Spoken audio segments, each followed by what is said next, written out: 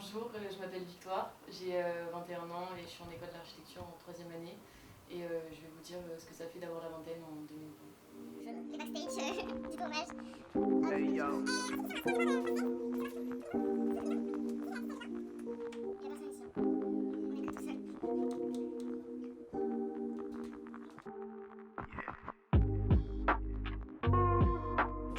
C'est dur d'avoir 20 ans en 2020. Oui. C'est dur. Donc je donnerai jamais de leçons à nos jeunes. Parce que ce sont ceux qui, honnêtement, vivent un sacrifice terrible. Des examens annulés, de l'angoisse pour les formations, de l'angoisse pour trouver le premier job. C'est aussi pour ça qu'on a mis une telle mobilisation, un jeune, une solution. Je rappelle que nous avons créé des nouvelles formations, on a justement réouvert des places pour que des jeunes puissent rester ou refaire des formations en faculté, comme en CFA, comme dans des écoles post-bac.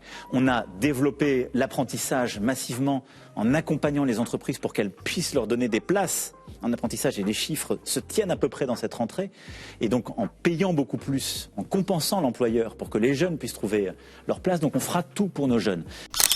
Plutôt d'accord, oui, parce que comme il a dit, c'est pas non plus une situation dont tout le monde rêve pour arriver à s'épanouir, et je pense aussi en termes de scolarité d'arriver à suivre les cours, parce que c'est beaucoup plus compliqué d'arriver à travailler, de se motiver sans avoir l'espèce d'effervescence qu'on retrouve dans les écoles, et de travailler avec ses amis, de pouvoir comparer, de demander des avis, et avoir en fait toute cette espèce de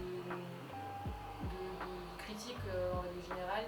Et pour ma part, en tout cas, je trouve que c'est vachement dur de réussir à travailler, de savoir où aller, sans avoir l'aval des gens qui comprennent ce qui nous intéresse et qui participent à ça aussi. Et donc on trouve des solutions après.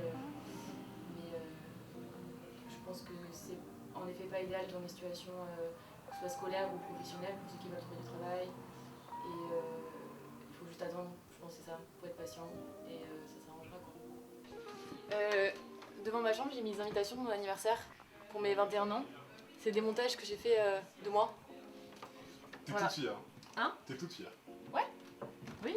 2020, ça a commencé très bien avec le super nouvel an, avec les potos. C'était très bien. On ne pensait pas que ça allait être comme ça. Et après, tranquille, moi j'ai continué l'école, ça se passait très bien, j'étais grave contente.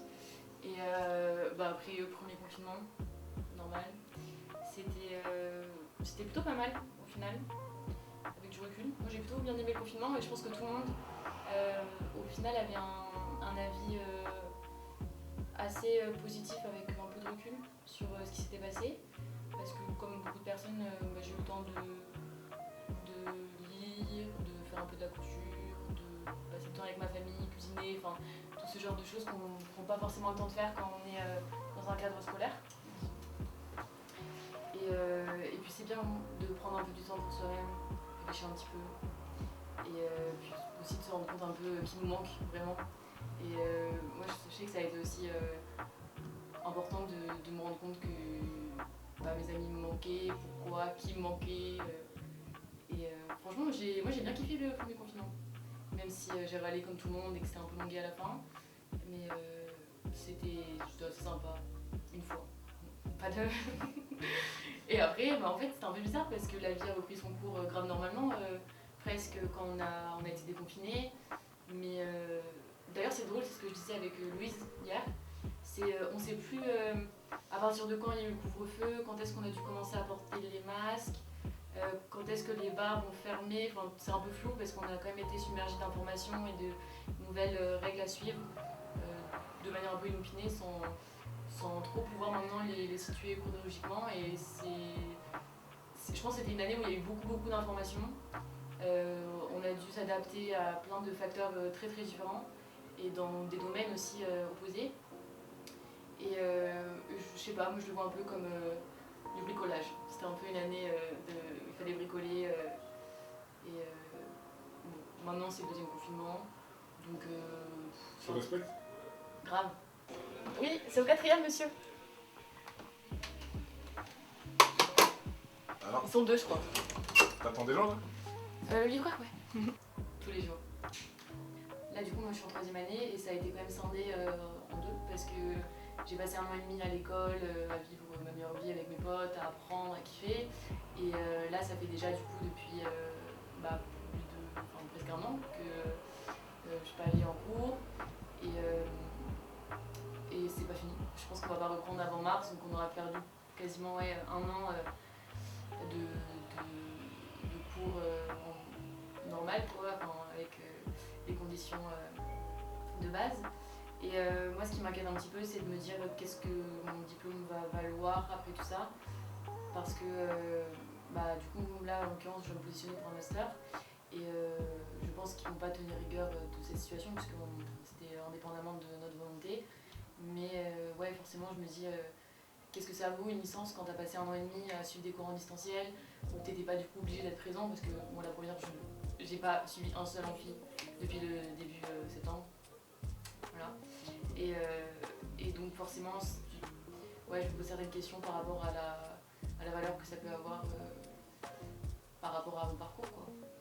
C'est drôle parce que j'avais vu une meuf qui avait tweeté un truc en mode c'est trop bizarre de voir des films ou des séries où les gens n'ont pas de masque. Et je trouve que c'est vrai. Je me faisais la réflexion l'autre jour et même, je sais pas, quand je regarde des vidéos sur YouTube, des vlogs et tout qui sont sortis avant le Covid, bah, ça fait trop drôle de voir des gens qui se battent dans la rue, qui vont au supermarché et tout, qui n'ont pas de masque. Et donc après, ça c'est le propre un peu de l'homme, c'est de s'adapter à ce qui arrive et voilà quoi. Mais oui, je me souviens très bien de ce qui s'est passé avant. Ici, on est dans un magnifique appartement situé dans le 20e arrondissement. Et du coup, c'est chez moi et chez Louise, qui est ma coloc et ma meilleure amie avant tout, quand même. Elles sont Louise. Et voilà quoi, et donc on est confinés ici. Et c'est pour ça que je disais qu'on n'avait pas trop de raison de se plaindre, parce qu'on a eu la chance aussi de trouver un appartement juste avant le confinement. On a signé, je crois, 2 semaines avant, un truc comme ça. Donc ça s'est vraiment enclenché parfaitement et on avait pas mal de chance. Et le cadre est quand même super pour passer le confinement. De plus, on n'est pas seul, quoi, on est deux. Et c'est important parce que j'aurais pas pu passer le confinement seul, que ce soit ici ou dans mon ancien appartement qui était un studio, quoi, pour une personne. Et là, le fait d'être à deux, de faire des activités ensemble, ça allège quand même beaucoup la situation. Et j'arrête de dire situation, c'est un truc de faux. Il m'a trop ce mot en tête maintenant.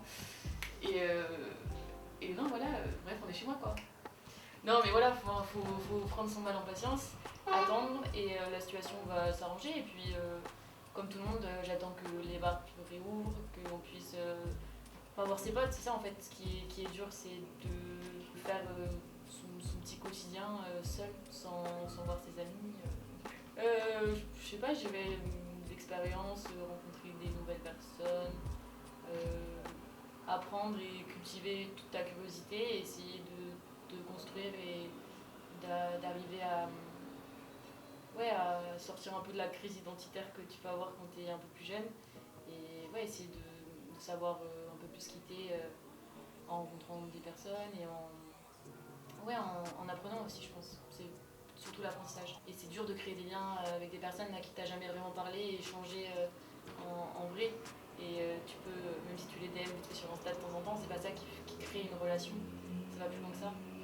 Et donc je pense que c'est ça, c'est se sentir seul et ouais, pas pouvoir être accompagné. Bah, j'ai quand même pas mal cours, donc ça m'occupe, ça rythme pas forcément mes journées, parce qu'il y a plein de fois où je suis pas les cours d'amphi et tout, mais ouais. En fait, c'est trop dur. Moi, je peux pas me concentrer, surtout que nous, nos amphis, c'est du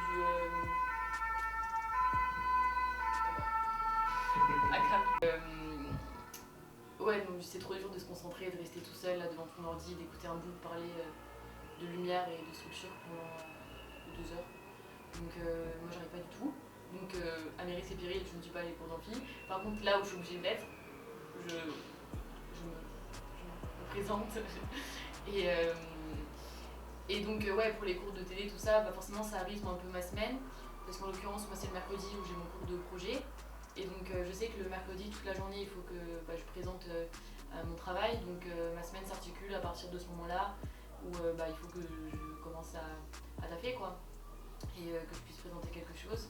Donc les cours, essentiellement.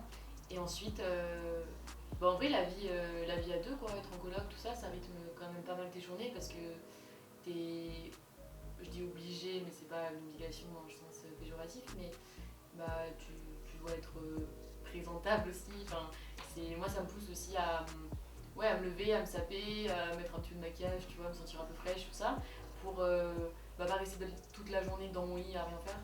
Ça, c'est mon tips, c'est de mettre des chaussures et de se maquiller. Comme ça, genre, tu t'écrases pas dans ton lit toute la journée, tu vois. Et ouais, donc d'être à deux, de manger ensemble, de regarder des films, tout ça, bah, ça rythme. Et c'est pas tant les activités qui vont rythmer ma journée, je pense, mais c'est juste le fait d'être à deux et de vivre en communauté, en fait. Je suis pas la personne mieux placée pour en parler, tu vois. Mais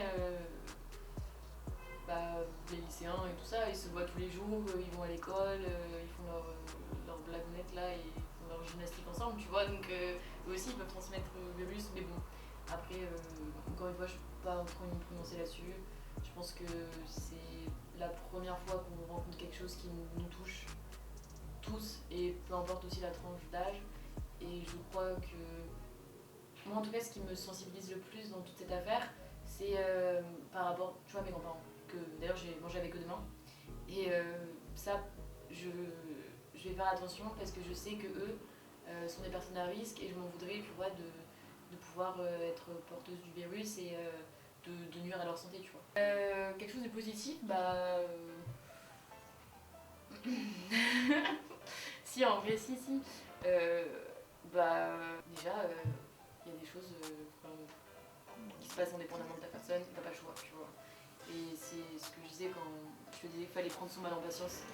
C'est genre, la situation elle est comme ça, t'as pas le choix, tu fermes ta gueule et tu fais ce que t'as à faire, ce qu'on te dit de faire, et t'attends. Et c'est peut-être aussi une sensibilisation par rapport à ton rôle en tant que citoyen, tu vois.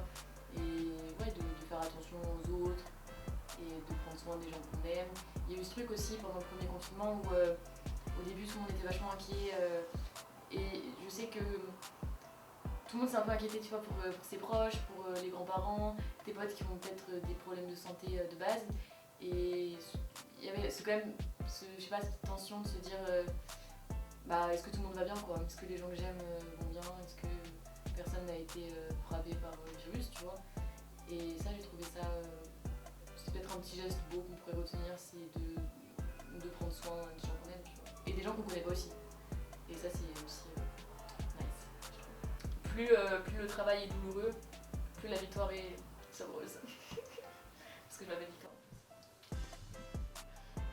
La vingtaine pour moi en 2020, c'est une jeunesse un peu en suspens.